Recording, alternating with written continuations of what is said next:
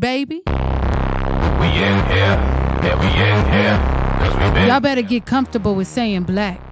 We in here, yeah, we in here, 'cause Black versus the Board of Education. Cause we came here, three of us now.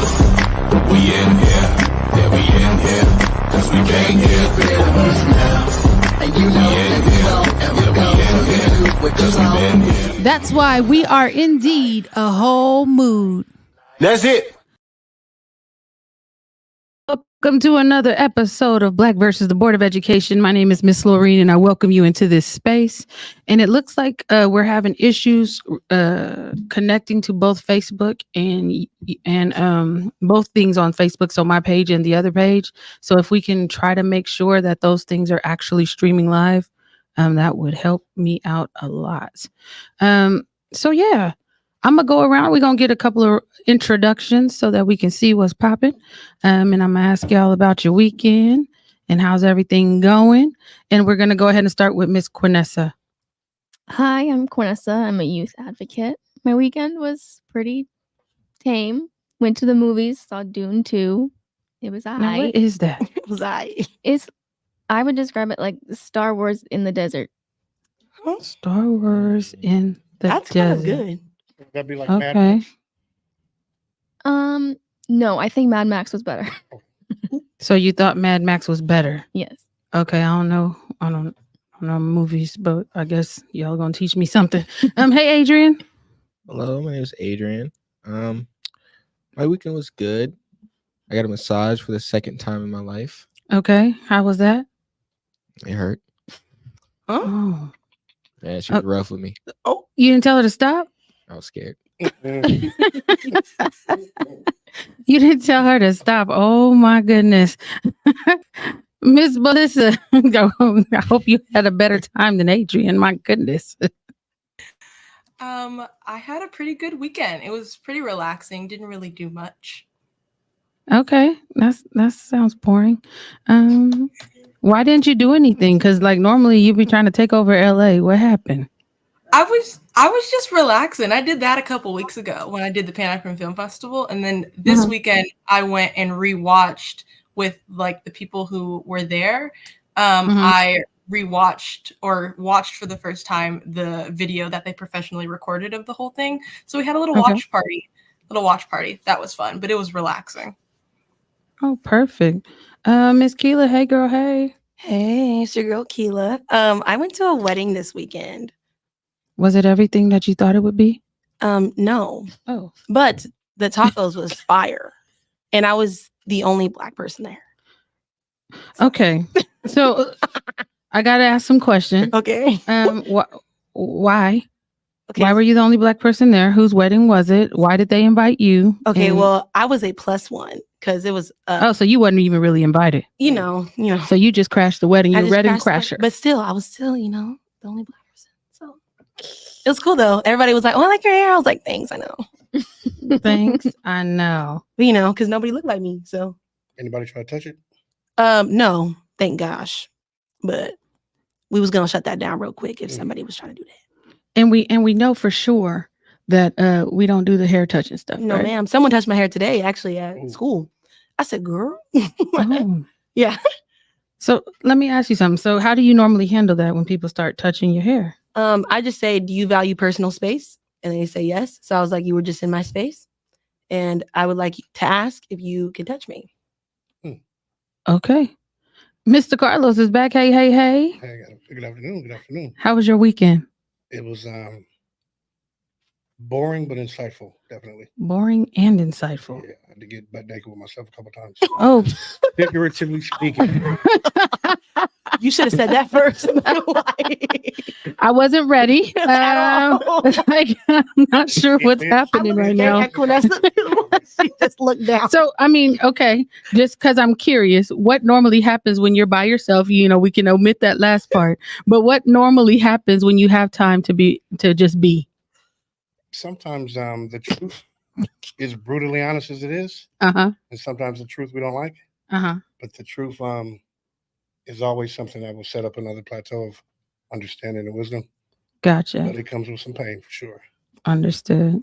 Well, I see that our guest is in the building, and we're not going to belabor the point because I've been waiting for you, sir. Mhm. Because I think I told you, I don't know, was it August or something? I said that we were going to have him on the podcast Yeah. and we were going to talk about a whole bunch of things. And so I want to make sure, okay, yes, you're off the mute button, but can you introduce yourself to the folks and we can just jump into the conversation? Absolutely. So my name is Luke Wood, and I serve as president of Sacramento State. Fingers up for all those alumni watching just like me. And so I want to make sure that we get everybody in. So Melissa, I want you to start because it's always easier to overlook the folks online than it is the people sitting right with me. So let's start with you. And before you start, President Wood, I just need you to know that this young lady was accepted into Sac State, and I'm trying to lure her to Northern California. And so I need you to kind of talk her into coming, or why Sacramento would be a great place for her. But I'm gonna go ahead and kick it to Melissa, and she can ask her first question. Hi, good afternoon. My first question is, what inspired you to pursue a career in higher education leadership? Ooh, so I wanted to become an administrator in higher education, not because I thought higher education did a good job, but because I had critiques of what I was seeing, particularly how people of color, particularly Black people, were being treated in colleges and universities. You go to your average college and university, your Black students and other students of color are treated with distrust. The cultures and families that they come from are treated with disdain, and their intelligence is disregarded. And I wanted to be able to create an environment where instead that we celebrate the brilliance, the dignity, and the morality of the Black community. And so that's doing something different.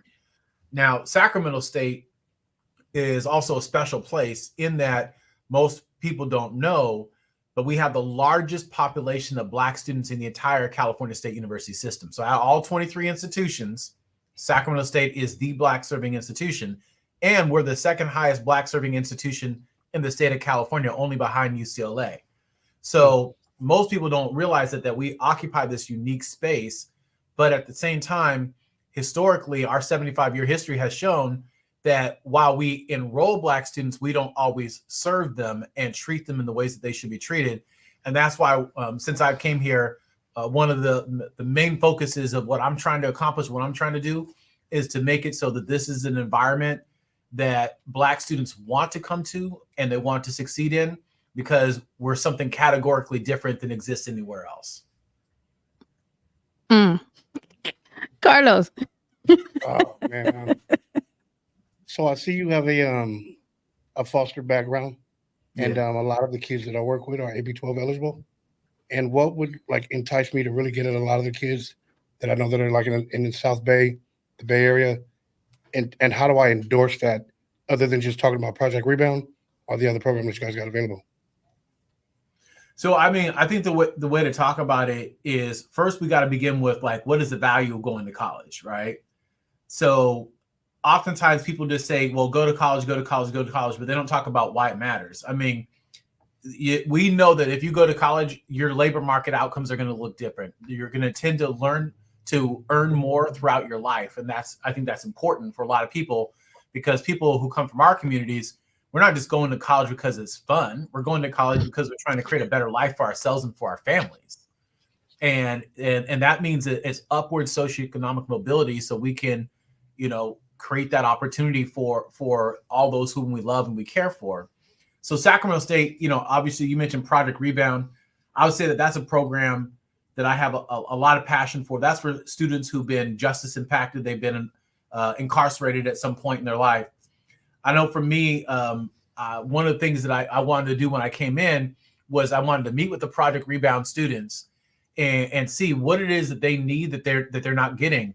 And one of the first things that I heard is that the space that the campus had set aside for the Project Rebound students was not an adequate space. And in fact, it was just a small room with boxes stacked all over the place and dim lighting and walls that weren't really white. And I remember. despite that, oh yeah, you remember. So, but despite that, it created like this environment where people felt positive. But I sat down and I had this listening session with the students from Project Rebound, and they told me that basically when they're in the office, that they feel like they're back in the pen because the environment in that office looks very similar. And what the minute I heard that, I was like, no, I'm not going to stand for that. Yep. And it's a personal commitment. I have not personally ever been incarcerated, but I was born while my mother was in prison. My adopted father, when I was in college, became arrested. He died in prison. I visited him through pretty much every prison throughout the state of California. So I have a lot of heart for folks who've been part of the prison system here in California. And so when I heard that, I was like, okay, we can't do that. So I had this meeting where I invited the students from Project Rebound to come and meet me in this room on campus. And so I invite them in and I say, hey, let's go around the room. Tell me what you're thinking. Tell me what the challenges are, and tell me what it is that you want to see. And then immediately they go into like, listen, we really appreciate the program. We appreciate the opportunities. We appreciate everything that's happening. But the space that we're in is embarrassing. And I said, well, that's why I wanted to have the meeting in this room, because I want you to look around. This is your new home. And it was a beautifully large center space with windows and greenery, and just like, it's like one of the best locations that we got on campus. And so it's not just about like saying these performative statements like a lot of college leaders do, like, hey, we care about this community, we care about that community. It don't matter unless you're doing something to actively show it and to provide them with the resources that they need. So Project Rebound is one thing, but the other one that is really near and dear to me is Guardian Scholars. That's for our students who've been at some point either wards of the court or in foster care as foster children or foster youth or unaccompanied minors. And, I got a lot of heart for them because, that's me. I'm one of them. As I mentioned, I was born when my mom was in prison. I went and I have an identical brother. We became wards of the court. We went into the foster care system. We were foster children. We were born in Oakland, then raised for a few years in Hayward, and then we moved up with our foster family to far northern California, far north, just south of Oregon, to a town of 1,600 people in the middle of nowhere with this big, huge, diverse foster home. There was at least 14 of us at any given point in time. Now, all of us ended up being different. Like, so me and my brother, we ended up being adopted in that home.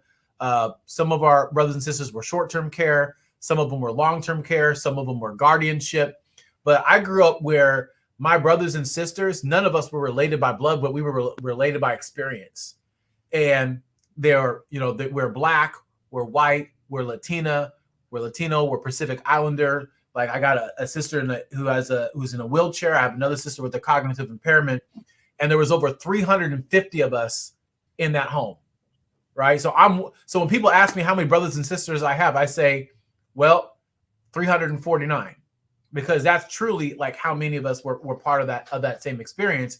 And then right across the street from us was a group home, right? So imagine a town in the middle of nowhere and this diverse foster home and this diverse group home, all clustered in this one area. You can tell that went over real well.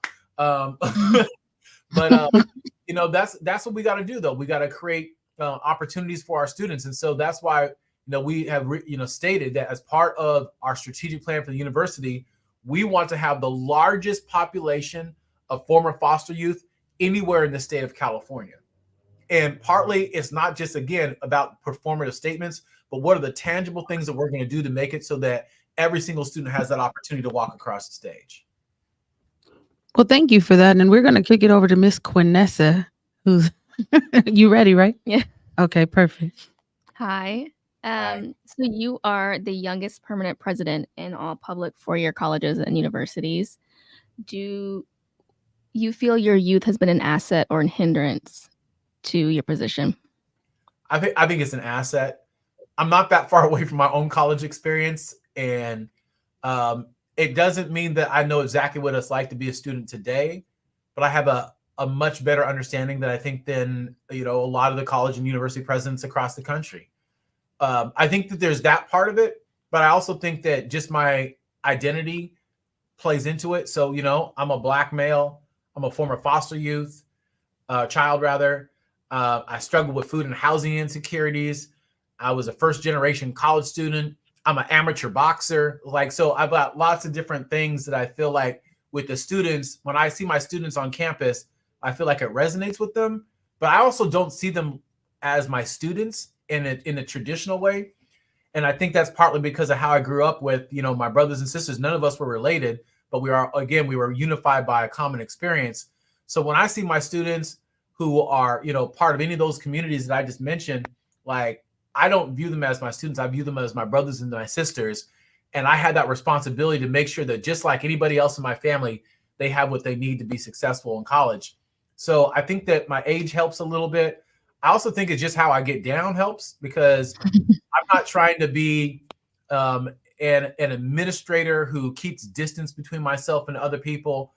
I'm like, I want to be in the mix. I want to be meeting students. I want to be hearing about what's going on with them.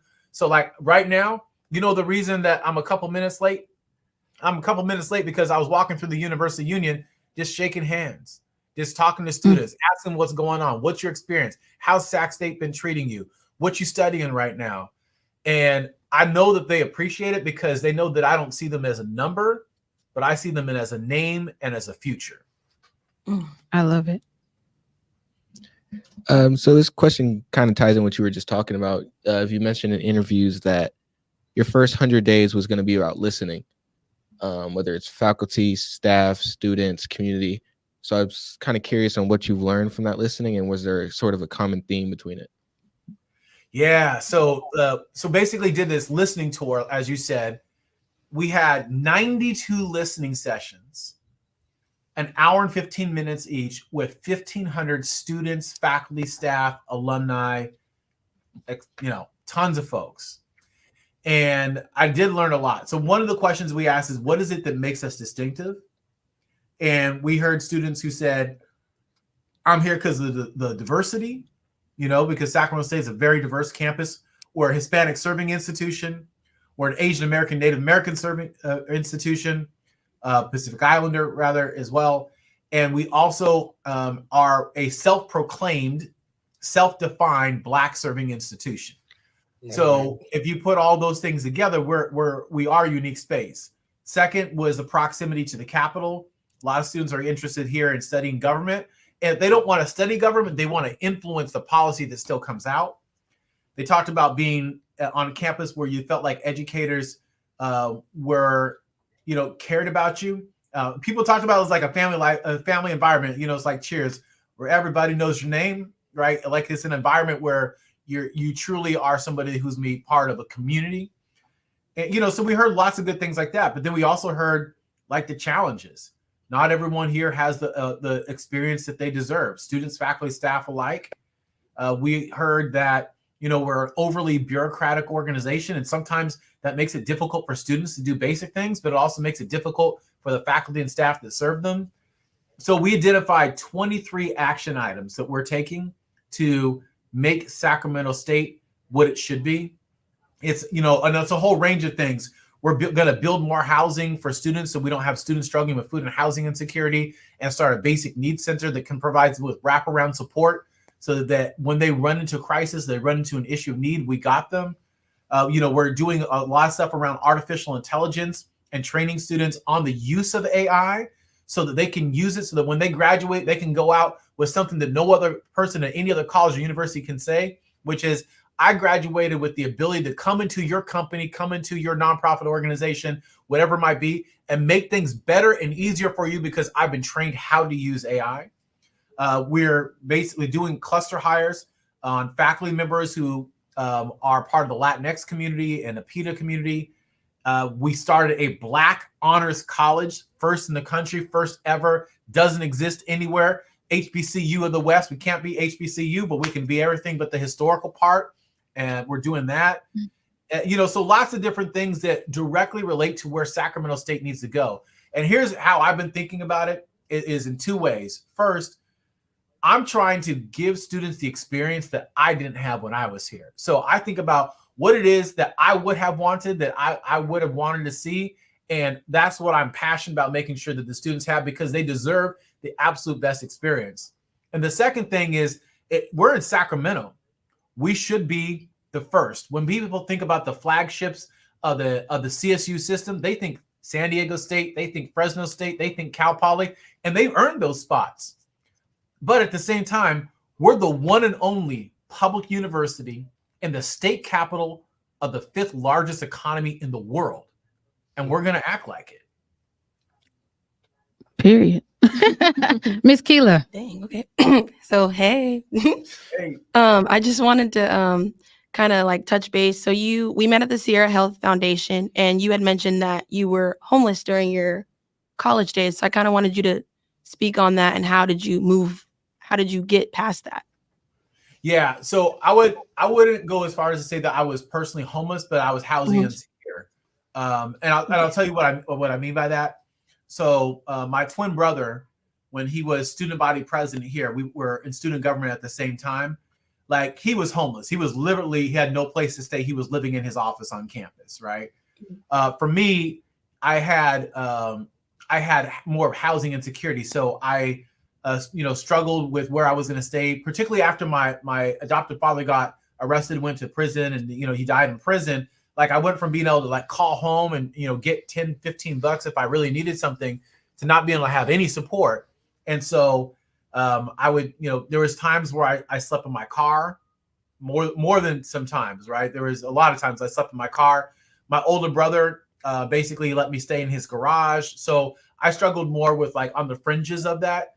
And so, I was fortunate that I had a good network of people who cared about me, but it wasn't an easy experience. I would say that the bigger challenge for me was food insecurity. And I would say that I struggled from probably in a pretty extreme form. I would go 2 days, sometimes 3 days at a time without eating. And that was normal. And I would get to the point where I had class, but when you're on your second day of not eating, like, you're hungry. It's hard to go to class and sit down. So there was times I'd go and I'd sit down. I'd be there for like the first 15 minutes. I'd sign my name in. I'd be like, I'm out, man. It's hard for me to be able to focus. And so I got to the point where I actually had 11 classes that I had incompletes in, because I was primarily because of actually food insecurity. So I would go, as I mentioned, 2 or 3 days at a time without eating. And there's a Taco Bell, as you all know, right around the corner campus. And I'm going to date myself, but you could get a cup of water and a bean burrito for 69 cents. And so you scrounge up that change, you go there, you get that bean burrito, you come back, and I'd be cool for a couple of days. I got used to surviving off of it. But I also was like one of those people that when there was events that were taking place on campus and there was food, I would go and I would eat. But here's something that it wasn't until a couple of days ago that I started to remember this. There was a lot of times where, because I was dealing with such insecurity, one of the things that you don't want to do when you're super hungry and you're always struggling with it is then to eat a big meal. Because then when you eat a big meal, then your body's like, oh, cool, I got food. And then it expects you to have another big meal. So then the pain that you go through and not eating is stronger. So I began to remember like that. Sometimes I would go to an event and I would eat just a little bit because I wouldn't want to eat too much, so that my body wouldn't then expect that more was going to be coming, because I knew that it wasn't. There's a local pastor around here. His name is Crandall Rankins. And he used to come to my apartment with a box of food. And basically he would come, he'd knock on our door, me and my brother, this is when we started living together and trying to like fix our housing situation. And he would but he knew that we were struggling. So he would come and he'd bring food. And I'd be like, oh no, I don't need it. I'm good. I promise you, give it to somebody else who needs it. And we'd always play the same game every time. He'd be like, well, maybe you can just take it because maybe there's somebody else might need it. Well, yeah, we run into a lot of people who need help, right? Well, we'll make sure we give it to them. So he would leave, the door would close, and what's the first thing we would do? We start rummaging through the box to see what we got, right? We don't want to say, right? We don't want to feel like it was embarrassing, right? That's how it felt, even though it really isn't embarrassing. It's just part of life, but that's how I worried about it. And then there was this other guy. He's actually my brother's friend named Curtis Chapman. And basically every time I saw him, he would come up to me, he'd give me a big hug, and then He dapped me up, and then he like tried to hand me money and put money in my pocket. And I was like, no. I ain't taking money from no dude. I ain't taking money from nobody, right? And he'd be like, man, don't let your pride get in the way of what you need, right? And he would always like remind me of that, and like, you know, try to really like, you know, say that to me. So he'd always, I mean, every single time I saw him, he would put $20 in my pocket, sometimes $60. Like, and for someone like me who was living off $80 a month, someone hands you $20, you feel like you're rich. Man, I feel like, man, I could walk around, I could go buy anything. But it was pretty amazing, the level of support. But I would say that my college experience was defined by food and housing insecurity. Wow. If you're just joining us, you are listening to Black versus the Board of Education. This is Leadership Insights, a conversation with Dr. Luke Wood, Sac State President. And, you know, I told you that I wanted you to come on here because I had some real serious stuff to talk to you about. Number one, I was going to ask about the Black Honors College, but you brought that up. And so I just want to go down that road really quickly. So as soon as you all, Sac State, made the announcement that the Black Honors College was going to be a thing and it was coming, I started to go to the comments. And I know I probably shouldn't read comments, but you got a lot of remedial folks in the comments a lot of time talking about things that they don't understand. It's always, oh, why are you doing something for just Black people? Right. But then you hear the designations, you know, the Hispanic Serving Institution and, you know, the other ones that you named. And so how do you answer someone who obviously doesn't have enough to do and they find something negative to say anytime it's attached to the word Black? You know, so I've been doing, you know, work focused on our community my entire life. You know, my second year in college, I started a retention program, mentoring program for Black students. I worked for nonprofits that have been focused on our community. For years, I ran a public education course called Black Minds Matter and got railed on by the right for the name and for our association with Black Lives Matter and our collaborations with them. And so, I mean, I got to tell you, I could give a flying crap with people who don't care about Black people, think about Black people. Ooh. So, that part. I just don't care. The folks that I do care about is if somebody truly just doesn't understand why something's important. I have no problem explaining why it's important. I have no problem seeing how they might fit in being part of the solution, not part of the problem. But I refuse to let anti-Blackness control the future and destiny of Black people. Now I'm gonna raise you an offering because that was really good. The other one that I wanted to talk about. So a lot of the reports that you all released while you were at San Diego State, a lot of that are things that we use to kind of insulate some of the work we're doing here. And I think I've told you before, because we stay on Elk Grove's neck because of their just consistent denial in how they are impacting the trajectory of Black students in Elk Grove Unified School District. But there are multiple districts in this area, the capital of suspensions, right, that are having the same type of effect on Black students. And so I just need to know, when is the new report dropping so that I can continue the ground assault on Elk Grove Unified School District and anybody else who can't seem to treat Black children like human beings? Well, first of all, let me just say, I personally am grateful for the work that you and others do to make it so that our Black students can experience dignity in school, because too many people simply just don't care. The reports that we've done, as you know, there's been a ton of them focused on school suspensions. Let me just back it up by saying that one of the reasons that we focus on school suspensions is because, you know, in my own experience as a, you know, former foster child, Black male in an all-white school, you know, and I had a year in school where I was just continuously suspended. In fifth grade, my twin brother was suspended 24 times and I was suspended 42 times by the same teacher. No one ever did anything. No one ever said anything. No one ever advocated for us. And so the research that we do we oftentimes call it me search, because you're doing research on a problem that has impacted you or your community. So I'm 1000% and will always be committed to the work on school suspensions because it serves as an indicator for Black dignity in school. It's one of the best measures to understand what it's really like and what the experience really is. Now, I had actually drafted a report that I was getting ready to release right before I took this position. And so now, unfortunately, because I transitioned into the role, I wasn't able to release it. And now there's new data that's come out. So I'd have to go back and rerun that data. But I think the bones of that report are probably still good. Let me just say that Elk Grove is what we identified as the worst suspension district for Black students in all of the state of California based upon total number and high suspension rates. So they still hold that title? 100%. Oh, they in trouble. I'll be at the next school board meeting. Sacramento City has actually dropped down some on the list, which is good to see that some of the work that's been done there has been translating into some lower suspension rates, but they're still in the top 10. And then but Sacramento County has 4 of the top 20 suspension districts for Black students in the state of California. Let me give you an example of one of the schools that we highlighted. Can you give me all 4 real quick? Because I heard you say Elk Grove was number 1.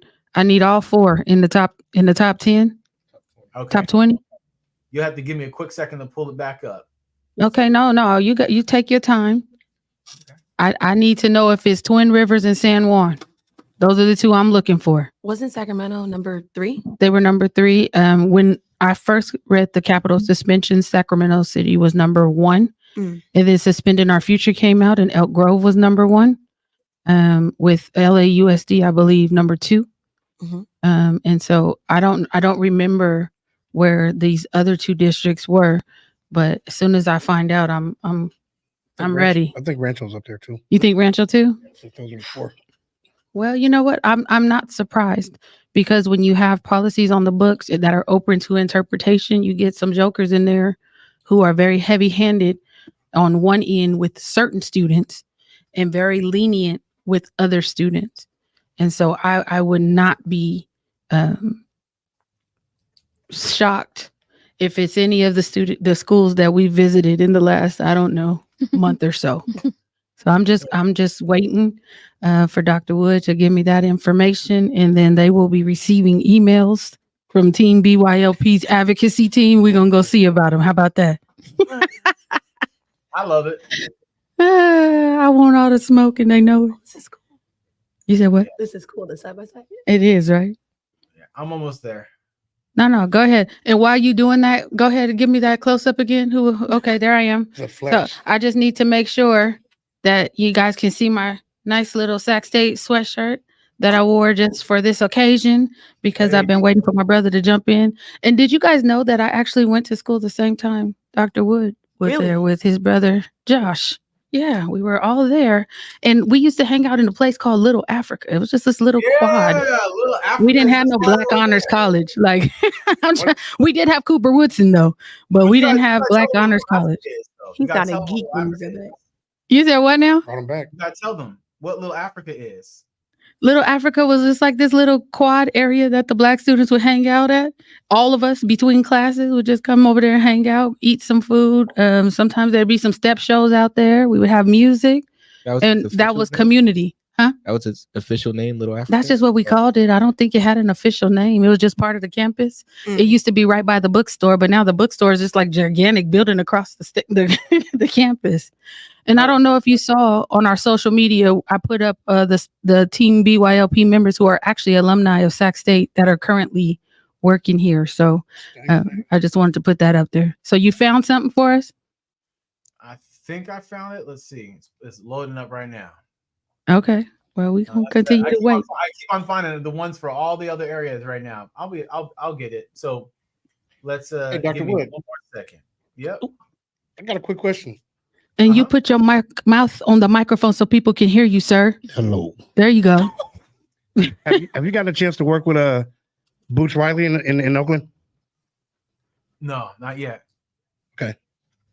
Is that somebody you think I should be connected with? I'm a punch Tevin. The energy seemed like it had crossed paths before. Or what about Dr. Andretti? I don't think so. Okay, That just means he needs to meet him. he will. That's all that means. That just means, maybe we're not doing what we need to do in terms of making connections, but everybody needs to be connected so that we can move some of this stuff forward. That's right. Because unless we know where people are and unless we can get on the same page about some of this foolishness that we're seeing, we're going to continue to be working in silos.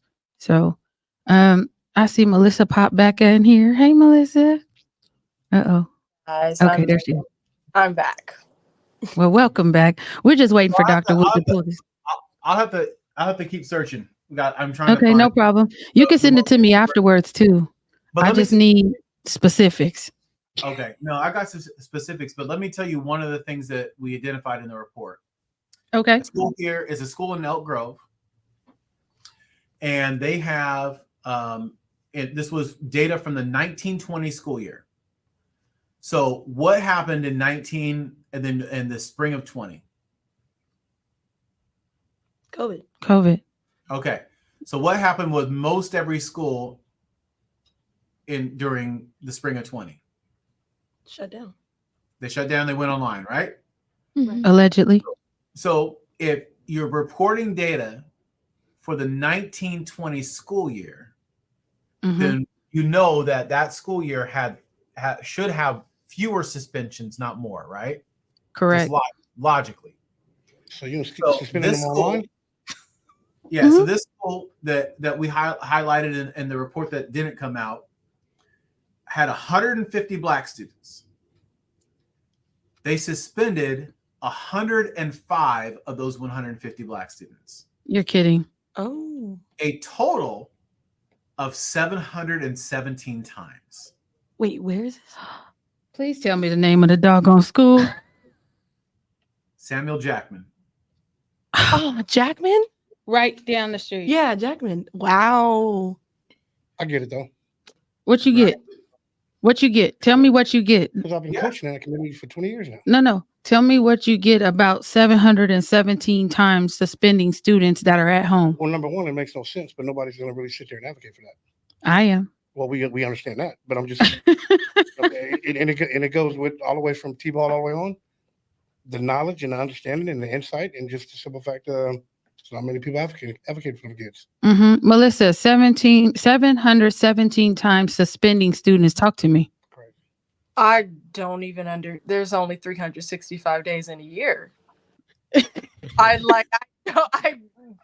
don't understand. That makes no sense at all. Are they saying what the students were doing? They were probably turning the camera off. Or ghosting on? Yeah. Either way, what are you doing? It was a whole range of things. Actually, we had conversations with some of the parents there. Some of it was, things like what they call a pre-fight suspension, which I'd never heard of. I said, what is that? But a pre-fight suspension is essentially when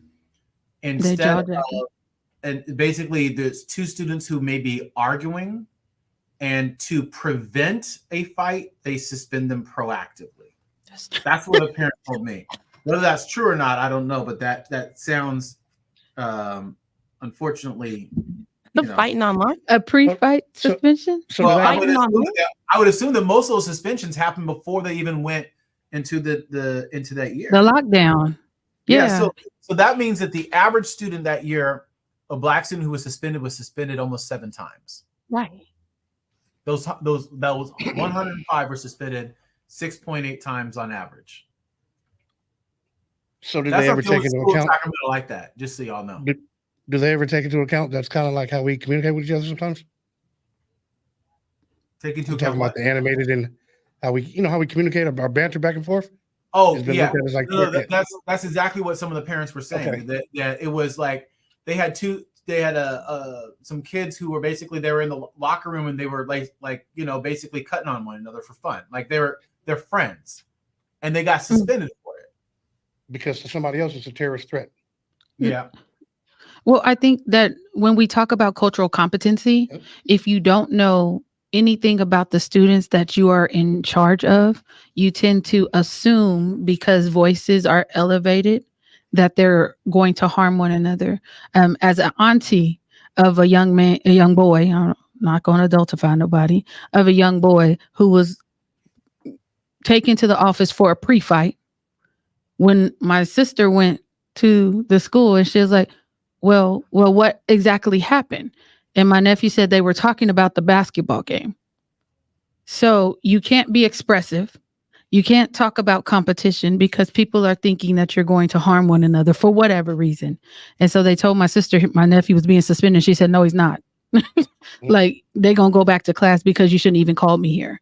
And so you have a bunch of dodo birds running districts, and they're, everything is subjective. These laws on the books, these policies, these whatever, everything is subjective. And the same type of energy they have towards our babies, they don't have it with kids who look like them. And I'm tired of the crap, personally. I want to tell you how I think about this. Right? So every person who goes into education, the field of education, because they care about people. I think that is actually true. So whether they're white or black or Asian, no matter what background they come from, you don't decide to go into education because you don't care. You go into education because you do care. I think what the challenge is for our community is that when that teacher conceptualized who they cared about, it wasn't us, right? So they care. They just don't care about us. Does that make sense? But then how do they care? So they care about the student who looks like them, and comes from the community that they're from, and who likes the things that they're interested in. And so what then happens if you have a young Black child who's constantly in an environment where educators' conceptualization of what they actually care about is not them? Right. That's how I feel. All right, I got the other two schools. Districts, rather. Okay. My bad, that took long. Folsom, Cordova, and Twin Rivers. Oh, there you go. That'll do. Well, so you were right. So shout out to you for that one. I knew Twin Rivers was somewhere over there. They got to meet me last week, Dr. Wood. They were very upset. This is within California. Yeah, this is within Folsom. Cordova is in Rancho Cordova. No, right. Twin Rivers, yeah, they're in California. It's just crazy because that's like 30 minutes within each other, if that. Well, it tells you the tone of the way people think across districts is they showing out. They're showing out. And the statistic is based out of the United States. No. This is California. Yeah, California. Just California. Yeah. So That's what I'm saying though. Like in California, that's within 30 minutes of each other. No, but some of the other places that they were talking about that I noticed that I really kind of tripped on was like Tulare, Bakersfield, Hanford. Like if you see Central California, if you see with like Foothill Farms, parts of Rancho, Rio Linda, they are all predominantly not African American. So there's no connectivity culturally on any level. Well, let's keep it a buck. It don't matter if they're predominantly African American or not. Most of these school districts that claim that they're diverse have the same way of thinking. Yeah. And so it doesn't matter geographically where they are. It's the mindset of the people that are running these school districts. Like in Folsom, Cordova, it brings to mind that baby that with autism who the teacher hit. Right. And he can't speak for himself. That's why we had to go out to Folsom, Cordova and see about them there. Right. The difference was before I had a chance to send an email to tell them I was coming, they was already calling me talking about, can you come over here so we can have a conversation? Right. With Twin Rivers, you got one teacher filing 9 Title IX cases, mostly against Black children. That should have raised a flag. And instead of the teachers union acting like they got some damn sense, they're going to defend her saying that she did nothing wrong. I beg to differ. And we'll have to go back out there. It's time, like the games and everything that these folks are doing, it's time to stop. Because they like to think I come in there with opinions. I don't come with opinions. That's why I'm waiting for the numbers. You know, it's not like I can't look on California dashboard, but those things are reported, right? I don't know if they're reporting accurate data. They don't want to look too bad, so they're not going to report everything. That's why they call it on-campus suspensions, on-campus interventions. That's why they're calling it restorative at some point, at some places, right? It's these games to mask what's really going on, and I'm ready to rip the scab off the wound because this is foolishness. You know, it's even worse when you take it away from suspensions and you start talking about expulsions, because with expulsions, the data is even less reliable than the suspensions, because what they do is they got two different things that they hide it with. One are voluntary transfers and the other are involuntary transfers. So a voluntary transfer is you got a kid who's in kindergarten. They go and the teacher doesn't like them. Maybe they turned around their seat. Maybe they were tapping their pencil against the desk, whatever it might be. So they call the parent and they're like, hey, well, we really wouldn't want to suspend them or expel them and have that go on their record. So if you just take them to this other school down the street, it can just be a transfer, and then you don't have, and that's how they use it to expel them from a school without it ever being documented. But the other one is the involuntary transfers. That's when they just say, hey, that's it. You did 3 things that we don't like, so you're out of here. And then oftentimes that means that you're going to an alternative school or something similar, and you're not going to have any option pretty much ever again to do a traditional public school. Not that traditional public school, does great by Black people all the time anyways, but that's essentially what's happening. So there are some legislators who are looking at running a bill so that we can better track what's taking place with the voluntary and involuntary transfers. But that's a whole nother thing. But then back to what you were saying with the suspensions, there's other ways to classify it. So for example, I told you I was suspended 42 times.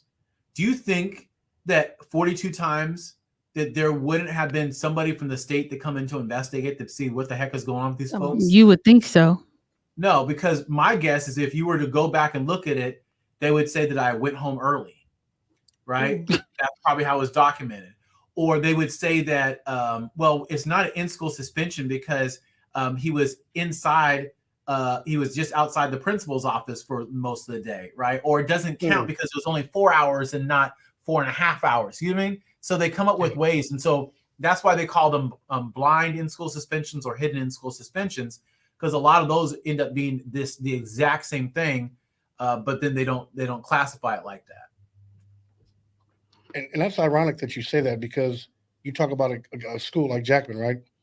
And all I've ever heard, which of course the soundtrack never matches the movie, is school to college pipeline.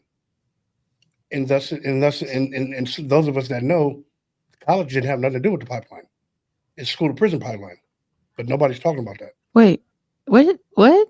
You said you heard school to college pipeline? So in the Elk Grove Unified School District, which is Jackman, all the schools in the South area on that side, there was an initiative talking about school to college pipeline. So there's all these schools that are in agreement that they're going to do this and do that to get them straight there. But with the suspensions and just the way that they're teaching them and the way that they're keeping them in a uniform curriculum, that don't look like college to me. Well, I think if they were really committed to the school to college pipeline, they would not be giving Dr. Rowe with You Can Go to College a hard time with getting Black students to the Black College Fair. That has been on the chopping block for multiple years. When you're talking about, you said what? What district is that? What district is that? Elk Grove Unified School District. Yeah. I mean, and it's just like, it wasn't until I went to the school board meeting and said, explain to me why you're about to take this off. I just heard you say you took a group of Asian students to the college fair that actually, I think, ironically was at Sac State. And I said, but you're considering, getting rid of UCAN's college fair. And then that became an uproar because the school board members didn't know.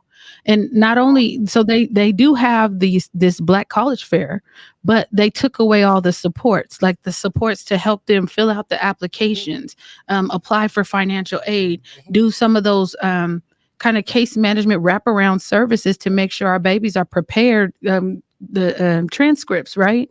To make sure that they're prepared. They took those services away, but they can do a college fair, but it has to be for everybody. And I'm not saying that it can't be for everybody, but at what point do we get comfortable as tax-paying citizens in this community that we want something for our babies too? And that's unfortunate because every other county is screaming. Put your mouth on the microphone. What'd you say? Every other county is screaming for Dr. Rowe. Yeah, they are. They're telling him it doesn't matter. We'll give you an empty checkbook. You know why? Backyard, you don't get that support. Well, sounds like BYOP to me. $5,000. Say that again. Because you can get $5,000 to go to an HBCU as a student in California. There's right. So those school districts, they know that, and they know that students can get resources to go. Oh, and so they don't want to tell them about it? No. What I'm saying is that's why all these other districts are reaching out and trying to partner because it's an incredible opportunity for students. I mean, in my mind, I would love for every student to be able to have an HBCU experience. Yeah. If they can't be part of the Black Honors College at Sac State. But that's what I tell them. but really, we want to make sure that we just want people to be in environments where they're going to be cared about. That's what it really comes down to. Dignity. Safe. Yeah. And so we're running out of time pretty quickly because, I could do this all day because he makes me smile because I'm going to use his work and my attitude to do a lot of weeding some folks out.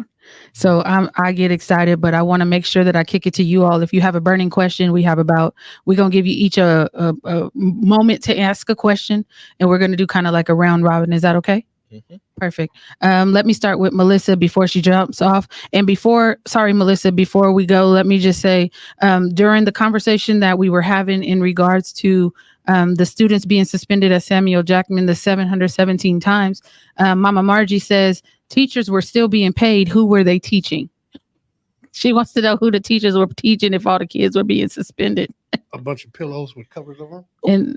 And then Miss Keyshawn is in the chat. She says Elk Grove over-identifies African-American students in emotional disturbance, which is directly related to discipline. Not classifying discipline is especially the case in early education programs where there are no common definitions for reporting, and many African-American students are disciplined. So, what? Okay. So you got somebody in the chat saying they may be transferring. They haven't decided. We're just going to go ahead and kick him over there because that's where he's going to go, stingers up. So go ahead, Melissa, go ahead and ask your question. Okay, so my question is, you talked about the big Black population at Sacramento State. So I'm wondering, how does Sac State address whether it's like racial equity, social justice within its curriculum and the campus environment? Great question. So Sacramento State, so the one of the main things that we're focused on right now is trying to create an environment within the environment, an institution within the institution. Because what I kept on hearing from our Black students is they're going and they're having experiences, not with all faculty, but with some faculty members where they're not being treated with respect. They don't feel like there's an understanding of their culture and their background. It's not necessarily always a welcoming environment. And so the idea of doing the Black Honors College is we're going to create an institution within the institution that protects them in the same way that the HBCUs protect Black students. So we have our own space on campus, over 6,000 square feet of space in the best part of campus, own seminar rooms, own study lounge, own office suite, their own staff team with a dean of students, faculty director, their own counselors, their own advisors, their own outreach team, their own support staff, and their own faculty members who we've identified based upon having a demonstrated record of success in teaching and serving Black students. So I think we're going to have like 16 faculty members who are on release working with the Black Honors College. And so the idea is, let's not just assume that I'll say it differently. Our 75-year history has shown that what we're doing is not working. So we have to do something different. Okay. And that's what we're doing, right? It's an institution within the institution just for them. So that's how we're approaching that, is to really think about it as we're creating a safe haven.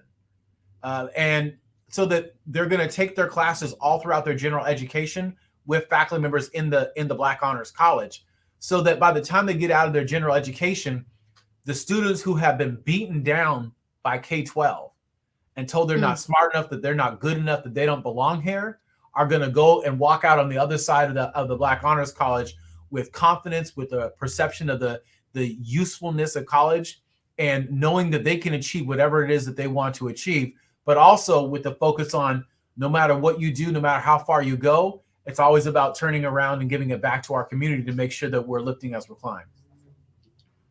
I love that. And Carlos has found his question. Yes, sir. So what are the overall plans for any of your students to come back and give this knowledge to the community? So Which knowledge? From the Black Honors College. Yeah, like okay. visiting some of the high schools that they don't see these. They don't see this.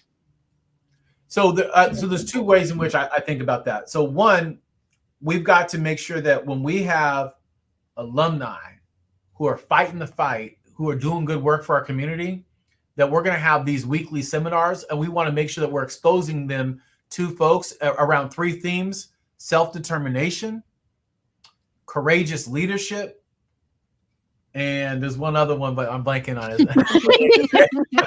I was trying to go slow to see if it would come back to mind. See, self-determination, courageous leadership, and economic empowerment, right? So those are the three areas. So that's one way that we make sure that we're connecting our alumni base, our Black alumni base, and also our Black community base with the students in the college. But then the other way is we need to make sure that we're going out to every single high school, every single community college in the 6-county region and beyond, and making sure that they know what we're doing. And so we've got a team of people. They were meeting, not in this office, but in the office next door for like 3 hours today, planning out how we're going to get the message out. So, we want to go spread the good news of student success and the fact that there's a place that Black people can go in California where they're going to be treated with dignity. Respect that. I saw you on Dr. Phil. Yay. Have you noticed a difference in admissions, or are you concerned about there being a difference in admissions following the overturning of affirmative action? Hold on, time out. Was that with that Dodo Bird girl, Yes. Candace? Yes. Oh, God. Okay. Yeah, I got a theory on that one. What's your theory? I don't know. I don't want to get myself in trouble. You ain't gonna get in trouble over here. We Black versus the Board of Education. We say what we want. I'm just kidding. I don't care if I get in trouble. But so here's the thing about Candace Owens. You have a young Black woman, right, when she was in school, who had a significant racial incident and didn't feel like she had the support. Her family went to court. It was this big hoopla. They were going against very powerful people. And then on the other side of that, you see her become the person who she's become. And so you might say to yourself, well, that doesn't make sense. But it does make sense if you understand how trauma works, right? Yeah. And when you experience significant racial trauma, you either go far in one direction or far in the other, and you usually don't stay in the middle. You either become someone who learns to fight for your community and fight for your people, or you internalize it and you turn it towards hatred of yourself and people who look like you and come from your community.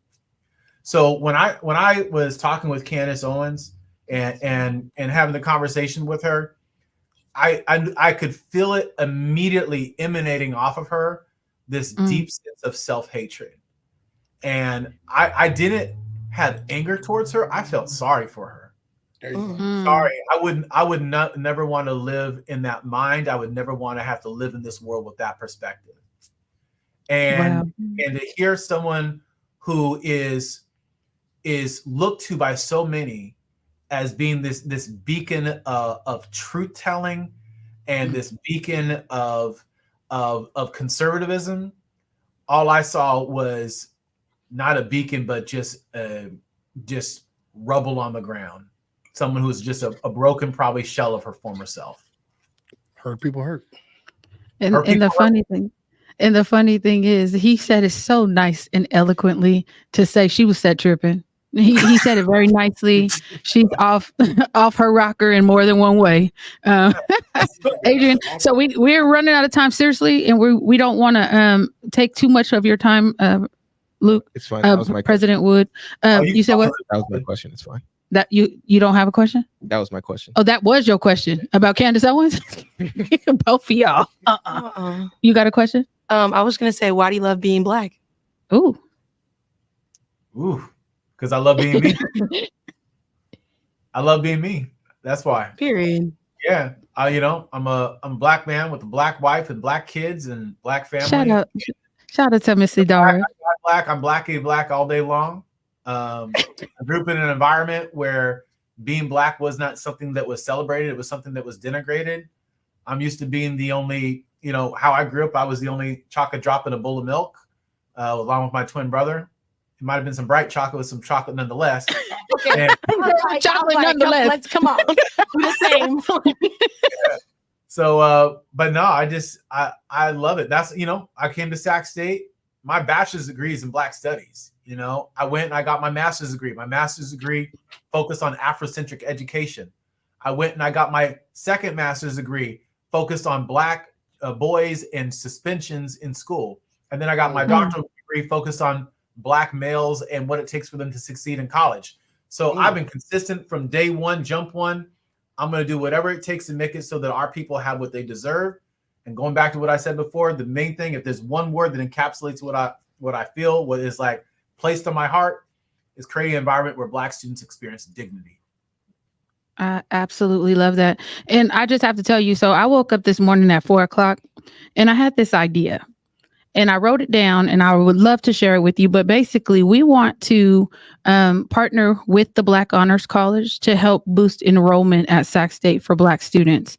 I have it all written out. It's going to be a leadership week and we're going to take them through how to apply for financial aid. We're going to do incoming juniors and seniors, as well as transfer eligible young people to start to kind of ignite this want to go to Sac State, because I think that some of the changes that are happening are well needed.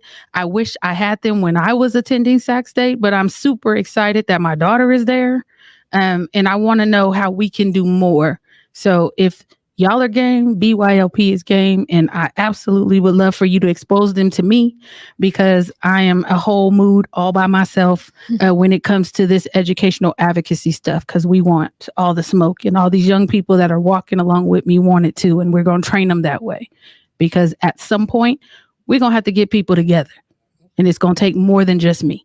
So let me know if I can email. It would be an honor for us to do that with you. Perfect. And what kicks you got on today? Oh, I just got some regular J's on. Yeah. So this is what he's known for on campus. He has the best shoe collection, and sometimes he has custom Sac State shoes that he wears. That's clean. And I was trying to figure out how I could get them. Today. I went home and I took Well, go show them where they at. Where they at? I don't got any others in here today. But I had So he said tripping. I had some full customs. Yeah. But there's a way that you can bring some of the wisdom and the youth, right? We still kind of young. We have ideas of how to change systems, and we can do a lot more, because we that generation that can easily slide through all the other generations and make it cool again. So thank you so much for joining us today. We really, what'd he say? Oh, Lord. So Tevin's in the chat. He said, let's go shoe for shoe. Best shoes win. Okay, so Tevin needs to sit down. Okay. He said challenge. Like Tevin's getting his butt whooped. Right, with the one shoe. one shoe. You only giving Tevin one shoe? Oh my gosh, he ain't ready then. So thank you so much for joining us. I'm sorry if I didn't get to everybody's questions, but we tried. We will check him out on the slips. We want you to come to the office. We want you to come to the actual studio and come hang out with us. Yeah, I was kind of disappointed. I was like, he's not gonna sit with us.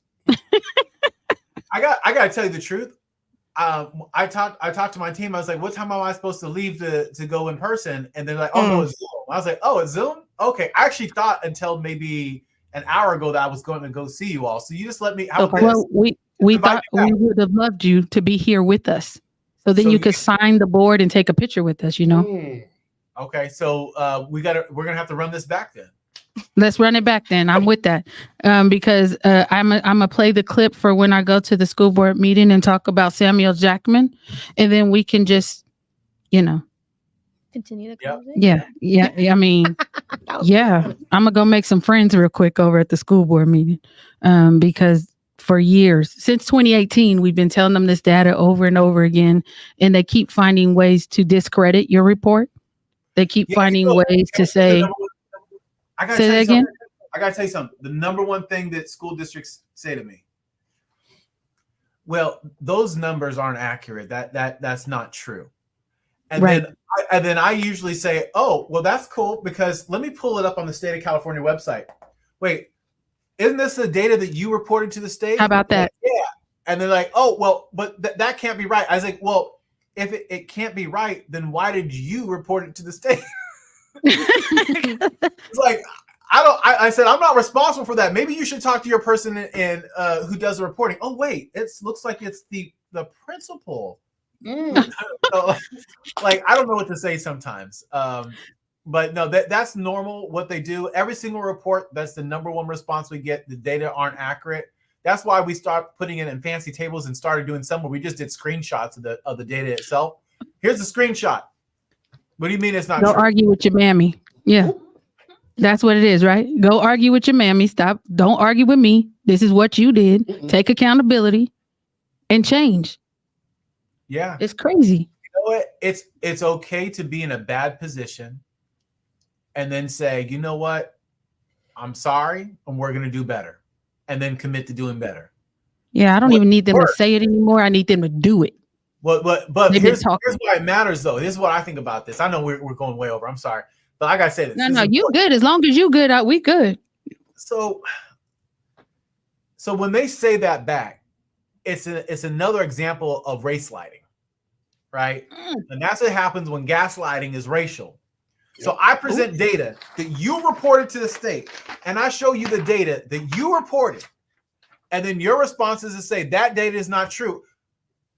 Is that not a textbook case of race lighting? It is, right? And so we got to realize that sometimes the defensive mechanisms of people, if you go back to that earlier thing that I said, remember, every single educator has this desire to help other people now, and they care. But again, they don't always care about people who look like us and who come from our community. So then when they get confronted with this, people don't want to feel like they're bad. So what they have to do is they have to explain it away. The data is not wrong, or not right.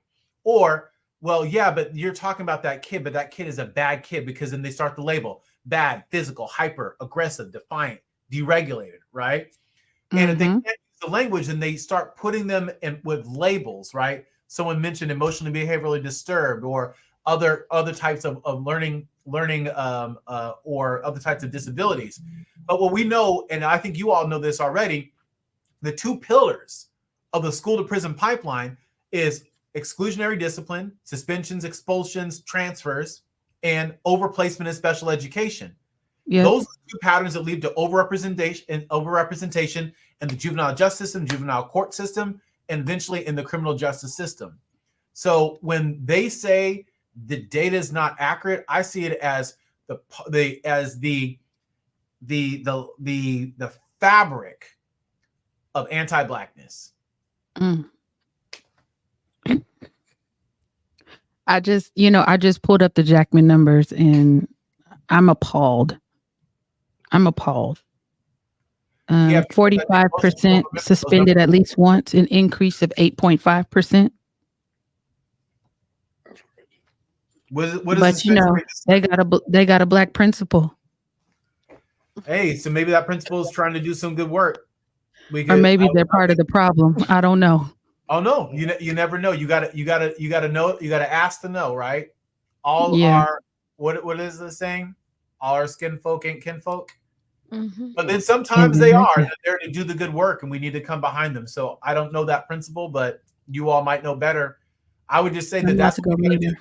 Because in the report that we did, one of the earlier ones, the first one that you mentioned earlier, the capital suspensions report. Some of those schools that we identified in Sac City did total turnarounds and ended up going from having exorbitantly high suspension rates, 25% and above, down to almost 0%. And you know what it came down to?